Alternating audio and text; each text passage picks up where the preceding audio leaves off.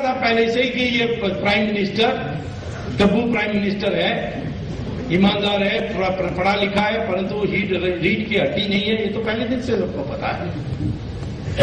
जब इसको बनाया गया सबसे पता है, ये तो अपने बल से तो नहीं बना प्राइम मिनिस्टर, ये सोनिया गांधी के बल पर बना। सोनिया गांधी खुद नहीं बन सकी, आपको तो उसने झूठ बोल दिया कि मैंने त्याग कर दिया। वास्तविकता यह नहीं है।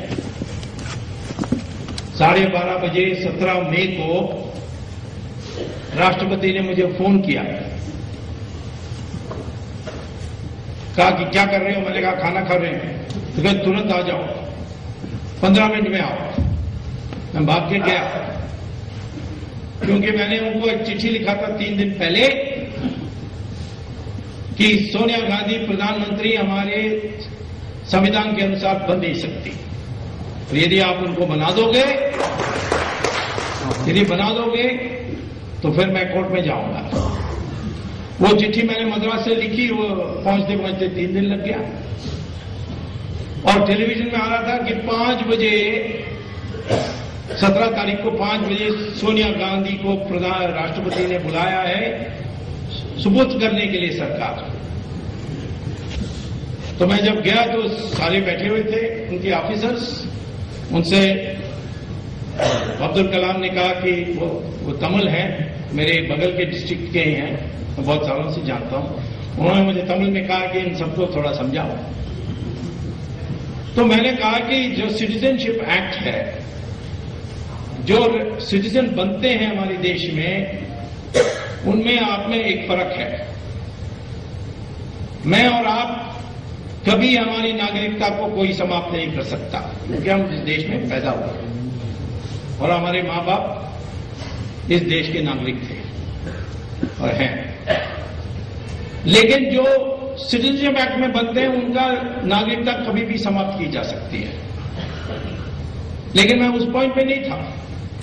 मैंने कहा एक प्रोविजो है सिटीजनशिप एक्ट में कि विदेशी कोई हिंदुस्तान में नागरिक बनेगा तो उन पर वही अंकुश लगेगी, वही रिस्ट्रिक्शंस होंगे जो हिंदुस्तानी उनके देश में बनने से लगेगा। क्या बात।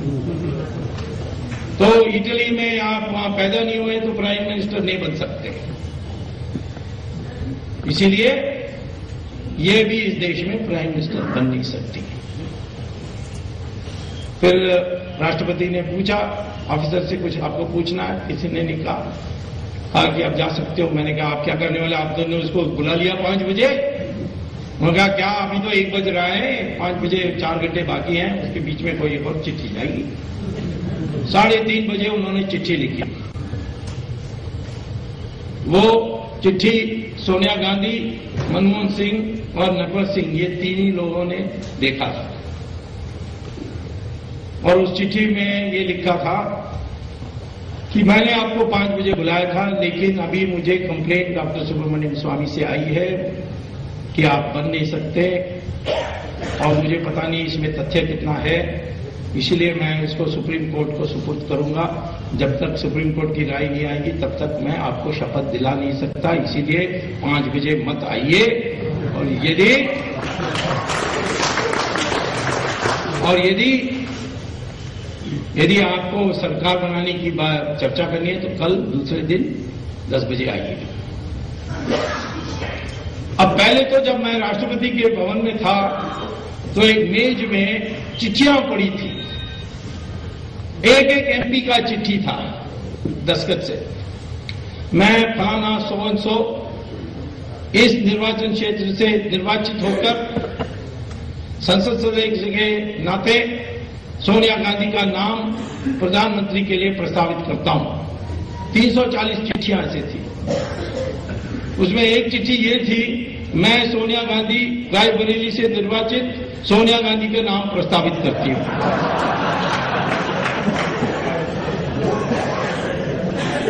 वो झूठ बोलती है।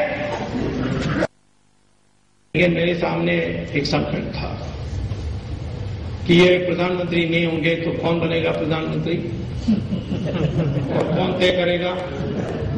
सोनिया गांधी तय करेगी। और उस बुद्धू को प्रधानमंत्री बना देगी राहुल गांधी को, तो क्या करेंगे हम? हमारे देश कैसे सुधरेगा उससे? कौन तय करेगा? सोनिया गांधी तय करेगी। और उस बुद्धू को प्रधानमंत्री बना देगी राहुल गांधी को, तो क्या करेंगे हम? हमारे देश कैसे सुधरेगा उससे? किसी और से कम ये व्यक्तिगत ईमानदार है, डब्बू है, परंतु व्यक्तिगत ईमानदार है, परंतु कांग्रेस में तो सब डब्बू हैं और बेईमान भी होंगे। कम से कम ये व्यक्तिगत ईमानदार है, डब्बू है, परंतु व्यक्तिगत ईमानदार है, परंतु कांग्रेस में तो सब डब्बू हैं और बेईमान भी होंगे। तो या इस सरकार को हटाने के लिए कुछ उपाय ढूंढनी चाहिए या फिलहाल इनको रहने देना चाहिए। लोगों का बड़ा ये हो गया, पलटी मार दिया, ये कर दिया, तो मैंने किया। महाभारत में भीष्माचार्य ने द्रौपदी का वस्त्र हम देखते रह गए,